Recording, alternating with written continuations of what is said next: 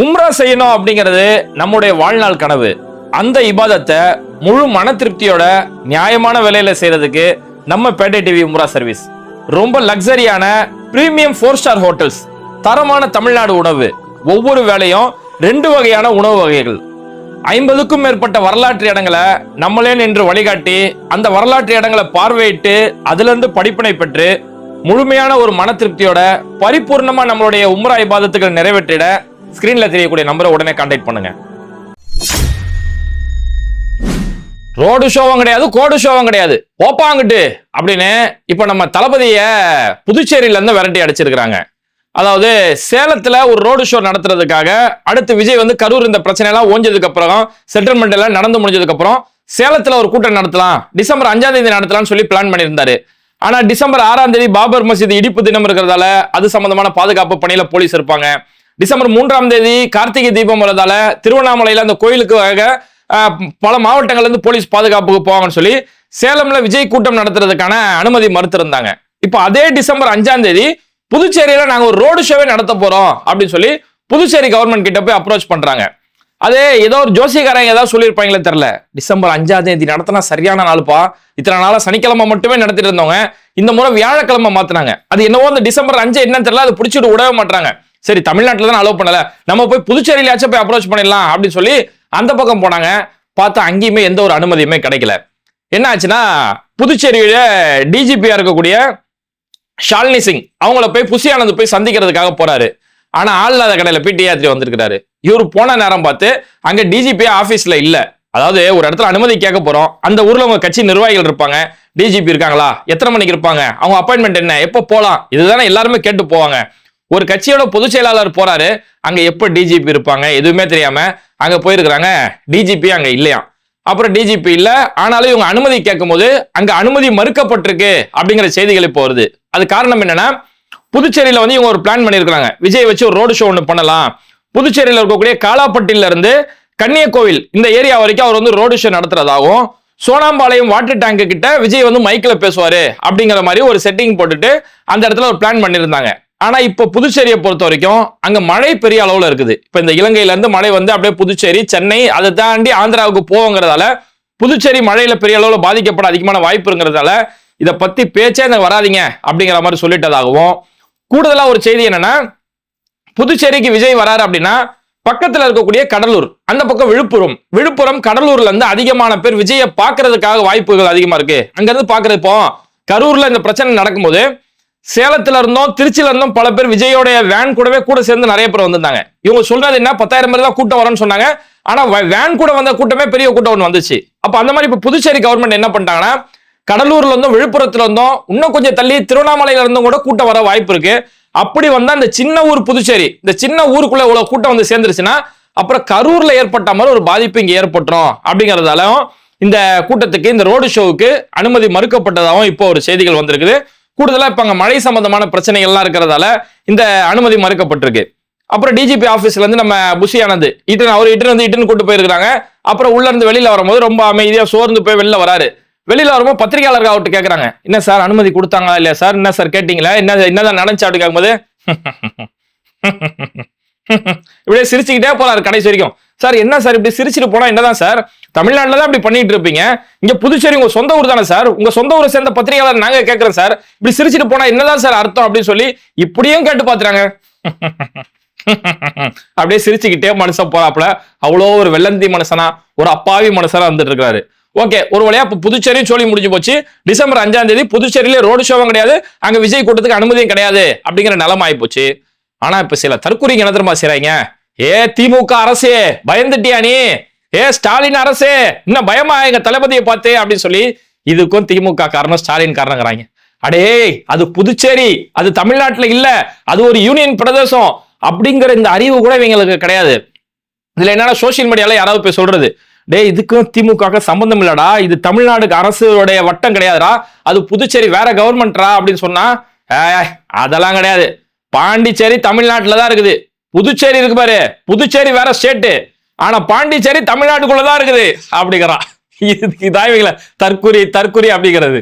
அப்போ அவங்களுக்கு என்னன்னா பாண்டிச்சேரி வேற புதுச்சேரி வேற நினைச்சிருக்காங்களே மூதேவிகளை. பாண்டிச்சேரி தான் அது ஆங்கிலேய காலத்துல பாண்டிச்சேரின்ற பெயர் இருந்தது. 2006 அதுக்கு புதுச்சேரி. ஏன்னா புதுச்சேரி தான் அவங்களோட பாரம்பரிய பெயர். 2006 இதுக்காக தீர்மானம் ஏற்றி புதுச்சேரின்னு சொல்லி பெயர் மாட்டிட்டாங்க. இவங்க என்ன நினைச்சிருக்காங்க, பாண்டிச்சேரி வேற, பாண்டிச்சேரி தமிழ்நாட்டுக்குள்ள இருக்குது, புதுச்சேரி வேற, புதுச்சேரி அந்த பக்கம் இருக்குது, புதுச்சேரி வேற அப்படின்னு நினைச்சுக்கிட்டு இருக்கிறாங்க. அப்புறம் இப்ப இவங்களை வச்சுக்கிட்டு தான் விஜய் வந்து ஆட்சியை பிடிக்க போறாரு, சிஎம் கட்டில உட்காந்து கிழிக்க போறாரு அப்படின்னு சொல்லிதான் இன்னைக்கு மக்கள் எல்லாம் பேசக்கூடிய அளவுக்கு ஒரு நிலைமை போயிருக்குது. இந்த அளவுக்கு அறிவாளி நிறைஞ்ச ஒரு கட்சியை நிரப்பி வச்சிருக்கிறாங்க. பாண்டிச்சேரி எது, புதுச்சேரி எது, இந்த வேறவங்க கூட எங்களுக்கு தெரியல. இதுல இன்னொரு தற்கொலை ஒண்ணு பார்த்தேன். அவரு ஒரு ஏஐ போட்டோ. இப்பதான் நம்ம ஏஐல நம்மளோட கற்பனைகள்லாம் என்ன இருக்கோ அது காட்சிகள்லாம் இப்ப மாத்துறதே ஏஐ டெக்னாலஜி வந்துருச்சு இல்லையா. ஒரு போட்டோ, அந்த போட்டோவை போட்டுட்டு மேல ஒரு கேப்ஷன் ஒண்ணு, அதுக்கு தலைப்பு ஒண்ணு எழுதுறான். அதை எழுதும் போது $1 மில்லியன் பிக்சர் அப்படின்னு சொல்லி அது ஒரு தலைப்பு. $1 மில்லியன் பிக்சர் இதெல்லாம் கிடையவே கிடைக்காது அப்படின்ட்டு. தளபதி விஜய், எம்ஜிஆர், அறிஞர் அண்ணா 3 பேரும் ஒன்னா உட்காந்து உணவு இருந்தக்கூடிய $1 மில்லியன் பிக்சர் இதெல்லாம் எங்கேயுமே கிடைக்காது அப்படின்னு சொல்லி யாரோ டிவிக்கே அப்படின்னு பேர் வச்ச ஒருத்தன் இந்த பதிவு போடுறான். அப்புறம் நல்லா உத்து போய் பார்த்தா அதுல விஜய் இருக்காரு, எம்ஜிஆர் இருக்காரு, அண்ணா எங்கடா இருக்காருன்னு கேட்டா பக்கத்துல காமராஜர் உட்காந்து இருக்காரு. காமராஜரை தான் இவங்க உள்ளால அண்ணானே நினைச்சுக்கிட்டு இருக்கிறாங்க. அந்த அளவுக்கு அறிவாளிகள் சூழ் உலகத்துல தான் இவங்க வாழ்ந்துகிட்டு இருக்காங்க. இப்ப இவங்களுக்கு என்னன்னா, செங்கோட்டையன் இவங்க கூட வந்து சேர்ந்துட்டாருனோட இவங்கள கையில பிடிக்க முடியல. செங்கோட்டையன் வந்து சேர்ந்துட்டாரு அப்படின்னு மெயினா அதுக்காக தான் இந்த வீடியோ நம்ம ரெடி பண்ணியிருக்கிறோம். செங்கோட்டையன் வந்து சேர்ந்துட்டாரு, செங்கோட்டையனால தாவேக்கா விஜய் வந்து முதலமைச்சர் ஆயிடுவாரா, இல்ல செங்கோட்டையனே ஃபர்ஸ்ட் ஜெயிக்கிற அளவுக்கு இருக்குதா, செங்கோட்டையனுடைய வரலாறு என்ன, இதுக்கு முன்னாடி செங்கோட்டையன் என்னெல்லாம் சந்திச்சிருக்காரு, இந்த செங்கோட்டையனை வச்சுதான் நீங்க இனிமே அரசியல் செய்ய போறீங்களா அப்படிங்கறத ஒரு சுருக்கமான விஷயத்தை விஜய் தம்பிகளுக்கு நம்ம இதை தெளிவுபடுத்துறோம். ஏன்னா செங்கோட்டையன் ஒரு இடத்துல போய் பேசுறாருப்பா, பாவம் அந்த மனுஷன் 77 வயசுல வந்து இப்போ வந்து இந்த கட்சியில சேர்ந்துட்டு அங்க போய் கோபிச்செட்டிப்பாளையம் தான் அவர் ஊரு, கோபிச்செட்டிப்பாளையத்துல அவருக்கு ஒரு பவர் இருக்குது. அவர் சொந்த ஊர்ல கோபிச்செட்டிப்பாளையத்துல போய் மைக்ல போய் பேசுறாரு. இந்த மாதிரி மக்கள் அனைவருக்கும் ஒரு விஷயத்தை நான் சொல்லிக்கணும் என்று ஆசைப்படுகிறேன், விஜய் அவர்களை சந்தித்த போது அப்படின்னு டிவிக்கேன்னு கத்துறாங்க. அவரால் ஒண்ணுமே பேச முடியல. அதாவது நேற்று எங்களுடைய சந்திப்பின் பொழுது அப்படின்னு ஆரம்பிக்கிறாரு. டிவிக்கே செங்கோட்டையன் ப்ரோ வாத்தி கம்மிங் பாட்டுக்கு டான்ஸ் ஆடு ப்ரோ அப்படின்னு சொல்லி கத்திக்கிட்டு இருக்கிறாங்க. இவங்க கூட சேர்ந்துதான் செங்கோட்டையனோட அரசியல். மனுஷன் ஒழுங்கா சும்மா வீட்டுல உட்காந்து ரிட்டையர்மெண்ட் ஆகி வீட்லயாச்சும் உட்காந்து இருக்கலாம். இப்ப இவங்க கூட சேர்ந்துட்டு வைப் பண்ண போறாரு. அந்த அளவுக்கு தான் செங்கோட்டையனோட நிலைமை இருந்துட்டு இருக்குது. இதுல வச்சுக்கிட்டு தான் இப்போ நிறைய பேர் என்ன சொல்றாங்கன்னா, செங்கோட்டையன் தாவேக்காக வந்துட்டாரு, செங்கோட்டையன் வந்துட்டதால இப்போ வந்து 2 வெற்றி கன்ஃபார்ம் இப்பயே எழுதி கொடுத்துருச்சு. ஒரு பக்கம் செங்கோட்டையன் அவர் ஈஸியா எம்எல்ஏ ஆயிடுவாரு, இன்னொரு பக்கம் விஜய் அண்ணாவும் ஈஸியா எம்எல்ஏ ஆயிடுவாரு அப்படின்னு சொல்லி இப்பவுமே சொல்லிட்டு இருக்காங்க. முதல்ல இவங்க 2 பேரும் எம்எல்ஏ வாய்ப்பு இருக்குதா, அதுவே ஃபர்ஸ்ட் சந்தேகம். சரி 2 பேர் எம்எல்ஏ ஆயிடுவாங்க, உங்க கற்பனை கனவுக்கே விட்டுருவோம்பா. இவங்க 2 பேர் எம்எல்ஏ ஆயிட்டாங்க, மீதி 232 பேர் வேணும் இல்லையா, இன்னும் 232 பேர். அந்த 232 பேருக்கு முதல்ல எங்க போவீங்க? அந்த 232 பேர்ல உங்களுக்கு வேட்பாளர் முதல் கிடைக்கணும், அதுக்கப்புறம் தான் நீங்க வெற்றி அடையணும். இப்படி எல்லாம் நிலைமையை வச்சுக்கிட்டு இவங்க கேட்கறாங்க. சரி நான் என்ன கேட்கிறேன், இப்ப இவங்க செங்கோட்டையன் ஜெயிச்சுவாரு, செங்கோட்டையன் வந்தா பெரிய மாஸ்னாங்க அப்படின்றாங்க. செங்கோட்டையன் வந்துட்டதாலே மாசா அந்த கட்சிக்கு ஒரு வெற்றி கிடைச்சிருமானா? அதுக்கெல்லாம் சாத்தியமே கிடையாது. முதல்ல இங்க செங்கோட்டையன் ஜெயிக்கிறதுக்கு வாய்ப்பு இல்ல. இது ஏதோ சும்மா போற போக்கெல்லாம் சொல்ல, இதுக்கு ஆதாரத்தோட நம்ம சொல்றோம். அதாவது இதுக்கு ஒரு உதாரணம் நம்ம சொல்றதா இருந்தா இவங்க என்ன காரணத்துக்காக செங்கோட்டையன் சொல்லுவாங்கன்னு பார்த்தோம்னா, செங்கோட்டையன் எம்ஜிஆர் காலத்துல இருந்து இருந்தாரு, எம்ஜிஆர் முதல் முறையே முதலமைச்சர் ஆகும் போது செங்கோட்டையன் ஒரு எம்எல்ஏவா இருந்தாரு, அமைச்சரா இருந்தாரு, ஜெயலலிதா கூட ரொம்ப ஒரு நெருங்கிய நம்பிக்கைக்குரிய ஒரு நபரா இருந்தாரு அப்படின்னு சொல்லி சொல்றாங்க இல்லையா. இந்த செங்கோட்டையனோட விட அதிமுகவில் ரொம்ப ஒரு முக்கியமான முகமா பார்க்கப்பட்டவர், எம்ஜிஆர் முதல் முறை முதலமைச்சர் ஆகும் போது ரொம்ப ஒரு முக்கியமான நபரா பார்க்கப்பட்டவர் திருநாவுக்கரசு அன்னைக்கு அதிமுகவில் ஒரு முக்கியமான ஒரு தவிர்க்க முடியாத ஒரு நபரா இருந்திருந்தாரு. இதை பத்தி வடசென்னை படம் பார்த்துருந்தீங்கன்னா தெரியும். வடசென்னை படத்துல பிளாஷ்பேக் சீன்ல ராஜனுடைய சீன் வரும். ராஜனை போட்டு தள்ளுறதுக்காக எல்லாம் உட்கார்ந்து இருப்பாங்க இல்லையா. அப்ப ராஜன் சொல்லுவாரு, இந்த மாதிரி எம்ஜிஆர் செத்துட்டாரு, அடுத்து யார் வருவாங்க, ஜானகி வருவாங்களா, ஜெயலலிதா வருவாங்களா அப்படின்னு சொல்லி பேசிட்டு இருப்பாங்க. அப்ப ஜாவா பழனி பேசுவாப்புல, நோ நீ வேணா பாருனா, இந்த அம்மா தான் அடுத்து ஜெயலலிதா தான் அடுத்த முதலமைச்சர் ஆக போறாங்க, திருநாவுக்கரசு கூட இருக்கிறாப்புல, நல்ல இளம் வயது வாலிப பையனாகிறாரு, திருநாவுக்கரசு இந்த அம்மாவை எங்கேயோ கூட்டின்னு போய் உட்கார வைக்க போறாரு அப்படின்னு சொல்லி ஜாவா பழனி பேசக்கூடிய அளவுக்கு, அதாவது ஒரு திரைப்படத்துல ஒரு காட்சியா அன்னைக்கு காலத்துல நடந்த ஒரு செய்தியை வைக்கிறாங்க அப்படின்னா அது எவ்வளவு முக்கியமான ஒரு செய்தியா இருக்கும். ஏன்னா அதிமுக அன்னைக்கு அவ்வளவு பேர் இருக்கும் போதும் ஏன் திருநாவுக்கரசுக்கு முக்கியத்துவம் கொடுக்கணும்னா அவர் அவ்வளவு ஒரு முக்கியமான ஒரு நபரா இருந்தாரு. அதிமுகவுடைய இளைஞர் அணி செயலாளர் பொறுப்புல அன்னைக்கு திருநாவுக்கரசு இருந்தாரு, திமுக இளைஞர் அணி செயலாளர் பொறுப்புல மு.க. ஸ்டாலின் இருந்தாரு. அப்ப திமுக மு.க. ஸ்டாலினுக்கு எவ்வளவு ஒரு பவர் இருந்ததோ அந்த பவர் அன்னைக்கு திருநாவுக்கரசுக்கு அதிமுக இருந்தது. அப்ப எவ்வளவு ஒரு முக்கியமான ஒரு நபரா இருந்திருப்பாரு.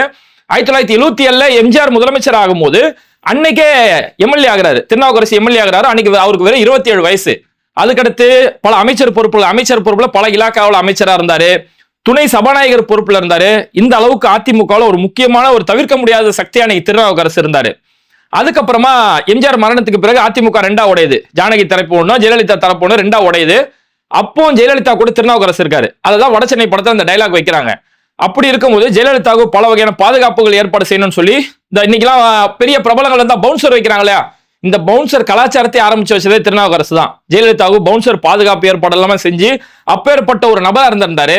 அதுக்கப்புறம் சசிகலா, டிடிவி, சுதாகர் இந்த குரூப்போட வருகையால திருநாவுக்கரசுக்கு அங்க ஒரு மனஸ்தாபம் ஏற்பட்டோன்னா அங்கிருந்து கட்சிகள் மாறி போய் கடைசியில இப்ப காங்கிரஸ்ல வந்து இருக்கிறார் இல்லையா. காங்கிரஸ்ல சமீபத்துல காங்கிரஸ் தலைவராக கூட இருந்தாரு.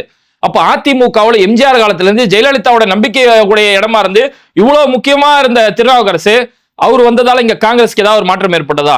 காங்கிரஸ் ஆட்சியை பிடிக்கக்கூடிய அளவுக்கோ ஏதாவது ஒரு மாற்றம் ஏற்பட்டதா? எதுவுமே இல்ல.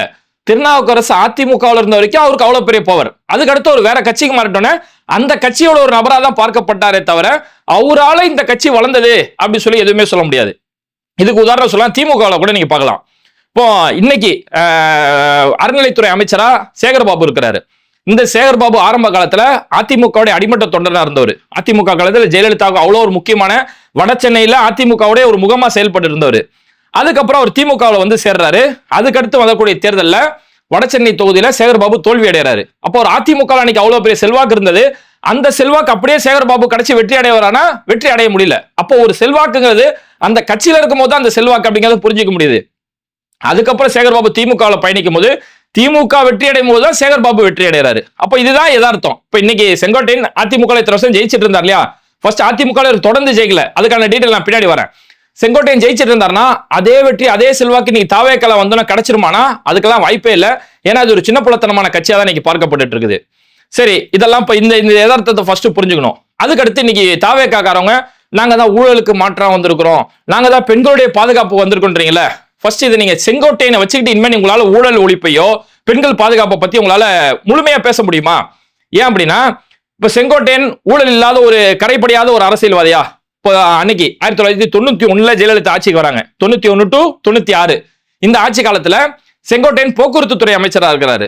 அன்னைக்கு அவர் போக்குவரத்து துறை அமைச்சரா இருக்கக்கூடிய காலகட்டத்துல அன்னைக்கு போக்குவரத்து சம்பந்தமான விஷயத்துல பஸ்ஸுக்கு ஸ்பேர் பார்ட்ஸ் வாங்குறது, பஸ்ஸோடைய பாடி வாங்குறது, இந்த விஷயத்துல பெரிய அளவிலான ஒரு ஊழல் குற்றச்சாட்டு 1996 சிபிசிஐடி ஒரு மேல ஒரு வழக்கு பதிவு செய்யறாங்க. அது அன்னைக்கு தேதி கிட்டத்தட்ட ஒரு 20 மில்லியன் நினைக்கிறேன், 26 மில்லியன், அதாவது 2.5 கோடி ரூபாய்க்கு மேல ஊழல் நடந்தது அப்படின்னு சொல்லி அவர் மேல வழக்கு பதிவு செய்யப்பட்டு சிறப்பு நீதிமன்றத்தில் வழக்கு நடந்து செங்கோட்டையனுக்கு 4 ஆண்டு சிறை தண்டனை விதிக்கப்பட்டது. இந்த வழக்கு எப்ப நடக்குது? 96 நடக்குதா?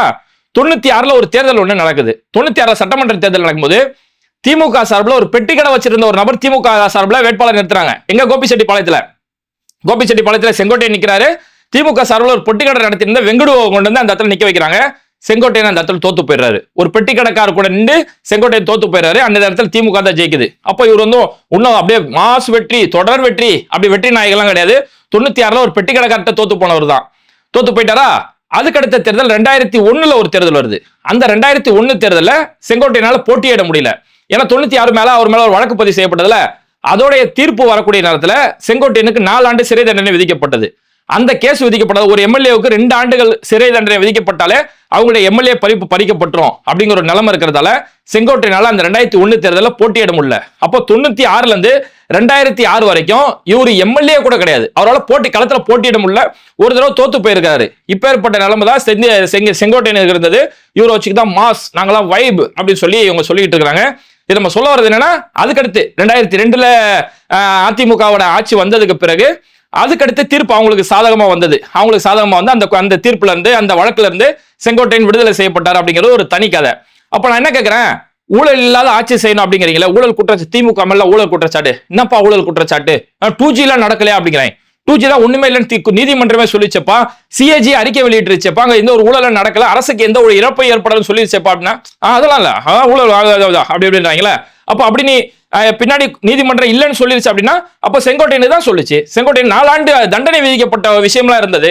அப்ப இவரை வச்சுட்டு தான் நீங்க ஊழல் இல்லாத ஆட்சி, தூய்மையான ஆட்சி இவரை வச்சுதான் நீங்க செய்ய போறீங்களா? சரி, ஓகே. இவங்களுடைய அடுத்த ஒரு டார்கெட் என்னன்னா பெண்களுக்கு பாதுகாப்பான ஆட்சி எங்க தளபதி கொடுப்பாரு அப்படின்னு சொல்லி சொல்றாங்க. சினிமாவில் ஆட வேண்டிய அந்த கூத்து டான்ஸ் எல்லாம் ஆடி முடிச்சு பெண்களுக்கு பாதுகாப்பு அதை விட்டுருவோமே, பெண்களுக்கு பாதுகாப்புன்னு சொல்றீங்கல்ல. செங்கோட்டையனுடைய அமைச்சரவை, அவர் அமைச்சரவை இருக்கக்கூடிய காலத்துல பெண்களுக்கு எப்பேற்பட்ட பாதுகாப்பு இருந்தது தெரியுமா? அவரு 91 to 96 அமைச்சரா இருந்தார் இல்லையா? அப்போ 92ல வனத்துறை அமைச்சராக இருந்தாரு. செங்கோட்டையன் வனத்துறை அமைச்சராக இருக்கக்கூடிய காலகட்டத்தில் தான் வாச்சாத்தியோட வன்கொடுமை அந்த இடத்துல நடந்தது. இந்த வாச்சாத்தி வன்கொடுமைங்கிறது விடுதலை படத்தை பார்த்தவங்களுக்கு தெரியும். விடுதலை படத்துல மலைவாழ் மக்களை போலீஸ் எல்லாம் அடிச்சு வந்து அந்த வனத்துறை அதிகாரி அடிச்சு வந்து பெண்களை நிர்வாணப்படுத்தி அவங்களுடைய பல உடல் பாகங்கள்ல கரண்ட் வச்சு அவ்வளவு பெரிய அராஜகம், பாலியல் வன்கொடுமை செய்யறது, ஆண்களை போட்டு அடிச்சு தாக்குறது, எவ்வளவு பெரிய அராஜகம் நடந்ததை வெற்றிமாறன் அப்படியே ரத்தமும் சதையுமா அந்த காட்சியை பதிவு செஞ்சிருப்பாரு. அந்த சம்பவம் நடந்தது செங்கோட்டையனோட பீரியட்ல தான். அதாவது செங்கோட்டையன் வனத்துறை அமைச்சரா இருந்த காலகட்டத்துல. அதாவது என்னன்னா, தர்மபுரி அரூர் பக்கத்துல இருக்கக்கூடிய ஒரு மலைவாழ் கிராமம் தான் இந்த வாச்சாத்தி. இந்த வாச்சாத்தில இருக்கக்கூடிய மலைவாழ் மக்கள் வீரப்பன் கடத்திட்டு வரக்கூடிய சந்தன கட்டைகளை இவங்க தான் பதுக்கி வச்சிருக்காங்க அப்படின்னு ஒரு குற்றச்சாட்டு. அந்த குற்றச்சாட்டின் அடிப்படையில் அங்க போய் தேடுறதுக்கு வனத்துறை அதிகாரிகள், அன்னைக்கு இருக்கக்கூடிய வருவாய்த்துறை ரெவன்யூ அதிகாரிகள் எல்லாம் தேடுறதுக்காக உள்ள போறாங்க. உள்ள போயிட்டு அங்க இருக்கக்கூடிய கிராம மக்களை ரொம்ப துன்புறுத்துறாங்க. அவங்களை போட்டு அடிச்சு நாசப்படுத்திட்டாங்க. அது அங்க வாச்சாத்தில பாதிக்கப்பட்ட பெண்களை இன்னைக்கும் அவங்க பேட்டி கொடுத்த பல வீடியோக்கள் இருக்கு. நிர்வாணப்படுத்தப்பட்ட சீரழிக்கப்பட்டாங்க. இரவு பகலா அவங்களை வன்கொடுமை செய்யப்பட்டது, பாலியல் ரீதியான வன்கொடுமை செய்யப்பட்டது. சில பெண்கள் நாங்க சிறுநீர் கழிக்கணும் அப்படின்னு கேட்கும் போது கூட எங்க முன்னாடியே சிறுநீர் போ அப்படின்னு சொல்லி அடிச்சு துன்புறுத்தக்கூடிய அவ்வளவு பெரிய கொடூரங்கள் வாச்சாத்தில அன்னைக்கு நடந்திருந்தது. 18க்கும் மேற்பட்ட பெண்கள் பாலியல் வன்கொடுமை செய்யப்பட்டாங்க. அப்ப இப்பேற்பட்ட சம்பவம் நடக்கும்போது அன்னைக்கு வனத்துறை அமைச்சரா இருந்த செங்கோட்டையன் அப்படிலாம் ஒண்ணு நடக்கவே இல்லை அப்படின்னு சொல்லி சொன்னாரு. பெண்கள் இவ்வளவு மோசமா பாதிக்கப்படும் போது அந்த பாதிக்கப்பட்ட பெண்களின் பக்கம் நிக்காம அப்படிலாம் ஒண்ணு நடக்கவே இல்லை. அந்த ஊர் மக்கள் தான் குற்றவாளிகளா சித்தரிச்சாரு. என்ன சொன்னார்னா, அதிகாரிகள் உள்ள போய் விசாரிக்க போனாங்க. ஊர் மக்கள், அந்த மலைவாழ் மக்கள் வந்து அதிகாரிகளை வந்து போட்டு அடிச்சாங்க, மரத்துல கட்டி வச்சு அடிச்சாங்க அப்படின்னு சொல்லி அவங்க மேலதான் அவங்களதான் குற்றவாளிகளா சித்தரிச்சாரு தவிர இங்க பெண்களுக்கு அப்படி ஒண்ணு நடக்கவே இல்லை அப்படிங்கிற மாதிரி சொன்னாரு. ஆனா அதுக்கு பிறகு கம்யூனிஸ்ட் கட்சியோட தொடர் போராட்டங்கள், கம்யூனிஸ்ட் கட்சி, குறிப்பா மார்க்சிஸ்ட் கம்யூனிஸ்ட் கட்சி, இன்னைக்கு மார்க்சிஸ்ட் கம்யூனிஸ்ட் கட்சியோடைய மாநில செயலாளர் இருக்கக்கூடிய பே. சண்முகம், அவங்க எல்லாம் அந்த காலத்துல பெரிய கள போராளிகள். அவரு அன்னைக்கு அரூர் சட்டமன்ற தொகுதியோட எம்எல்ஏ அண்ணாமலை கம்யூனிஸ்ட் கட்சி சேர்ந்தவர். இவங்க எல்லாம் பெரிய தொடர் போராட்டம் நடத்தினதால அதுக்கு அப்புறமா இப்ப சமீபத்துல அதுல ஒரு தீர்ப்பு வந்தது. ஒரு 215 அதிகாரிகள், வனத்துறை ரெவன்யூ சேர்ந்த 215 அதிகாரிகள் குற்றவாளிகள் அப்படின்னு சொல்லி அவங்களுக்கு தீர்ப்பு வந்தது. அப்ப குற்றவாளிகள் தீர்ப்பு வந்து அது வெறும் தீர்ப்பு கிடையாது. அன்னைக்கு செங்கோட்டையன் சொன்னது பச்சை பொய் அப்படிங்கிறது இது மூலமா நிரூபணம் ஆகுது. அப்ப இப்பேற்பட்ட ஒரு நபரை வச்சுக்கிட்டு தான் நீங்க பெண்கள் பாதுகாப்பு பத்தி நீங்க மேடம் மேடையா போய் பேச போறீங்க. இதுல இன்னொரு கொடுமை என்ன தெரியுமா? மார்க்சிஸ்ட் கம்யூனிஸ்ட் கட்சியோட மாநில செயலாளர் பே. சண்முகம் அவர் சமீபத்தில் கொடுத்திருந்த ஒரு பேட்டி கூட இருக்குது. அன்னைக்கு நாங்க வாச்சாத்திக்காக போராடிட்டு இருக்கக்கூடிய காலகட்டத்தில் அதிமுக என்ன மாதிரியான மிரட்டல்கள் வந்தது அப்படின்னா, இந்த பே. சண்முகம், அண்ணாமலை இவங்க 2 பேர் தான் அவங்களுக்காக போராடிட்டு இருக்காங்க. இதனால அம்மா ரொம்ப டிஸ்டர்ப் ஆறாங்க, எதுக்கே அப்படியே பண்ணிட்டு இருக்கு, அவங்கள லாரி அடிச்சு ஏத்தி விட வேண்டியதுன்னு அப்படின்னு சொல்லி செங்கோட்டையன் பேசிய ஆடியோ அன்னைக்கு பேருக்கு. ஏன்னா அன்னைக்கெல்லாம் ட்ரெங்க் கால், ஒரு போன் பண்றதா ட்ரெங்க் கால் போட்டு தான் பேச முடியும். பிஎஸ்என்எல் ட்ரெங்க் கால் பேசும்போது பிஎஸ்என்எல்ல ஊழியர் சங்கம் இருக்கும் இல்லையா, அதுல கம்யூனிஸ்ட் கட்சியை சேர்ந்த தோழர்கள் அந்த கால் ரெக்கார்டை பதிவு செய்யறாங்க. அந்த கால் ரெக்கார்டை பதிவு செஞ்சுட்டு வந்து இவங்கள்ட்ட கொடுக்கும்போது அதை வச்சு பெரிய அளவுல, மாநில அளவுல ஒரு பெரிய சர்ச்சை ஏற்பட்டது. இதை பத்தி இப்ப கூட பே. சண்முகம் சமீபத்துல கூட அவர் சந்திச்ச பல விவரங்களை சொல்லும் போது இதையுமே பகிர்ந்துக்கிட்டாரு. அப்ப இப்படி எல்லாம் வச்சுக்கிட்டு தான் நீங்க வந்து நாங்க பெண்களுக்கு பாதுகாப்பு கொடுக்க போறோம், ஊழல் இல்லாத ஆட்சியை செய்ய போறோம் அப்படிங்கிறீங்க. ஃபர்ஸ்ட் நீங்க ஜெயிக்கணும், அப்புறம் தான் ஊழல் இல்லாத ஆட்சியை செய்ய முடியும். அதனால இந்த செங்கோட்டையன் தொடர் வெற்றியை சந்திச்சவரு அப்படிலாம் ஒண்ணும் கிடையாது. அதெல்லாம் முழுக்க முழுக்க உருட்டு. முதல் நீங்க வந்து களத்துல போய் நிக்கணும். இப்ப புதுச்சேரியிலேயா இருக்கட்டும், சேலத்திலேயா இருக்கட்டும், போலீஸ் கிட்ட அனுமதி கேட்க போறாங்களே, அந்த அனுமதி கடிதத்திலேயே எத்தனை பேர் வருவாங்க அப்படிங்கிற விபரத்தை கூட உங்களால குறிப்பிட தெரியல. இது கூட உங்களால குறிப்பிட தெரியல. நீங்க தான் ஆட்சியை பிடிச்சிருவோம், நாங்க அப்படி செஞ்சோம் இப்படி செஞ்சோம் சொல்லிட்டு இருக்கு.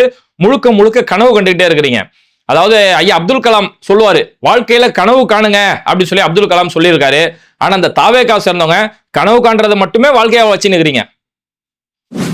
இது மாதிரி வீடியோக்களை தொடர்ந்து பார்க்கறதுக்கு மறக்காம பேட்டை டிவியை சப்ஸ்கிரைப் பண்ணிட்டு இந்த வீடியோக்களை உங்க நண்பர்களுக்கு அதிகமா ஷேர் செய்யுங்க. இணைந்திருப்போம். Mister perfect extra gold. தாம்பத்திய வாழ்வில் தடுமாற்றமா, இல்லற வாழ்க்கை இனிமையாக அமைய வேண்டுமா? இனி கவலை வேண்டாம். பல வருடங்களாக குழந்தை இல்லாதவர்களுக்கும் குழந்தை பாக்கியம் கிடைத்துள்ளது. வயதான பலகினமா, சுகர் பலகினமா, அனைத்திற்கும் ஒரே தீர்வு. எவ்வித கலப்படமும் இன்றி 100% ஹலாலான முறையில் தயாரிக்கப்படுகிறது. இப்போதே ஆர்டர் செய்யுங்கள். மேலும் விவரங்களுக்கு கீழுள்ள எண்ணை அணுகுங்கள்.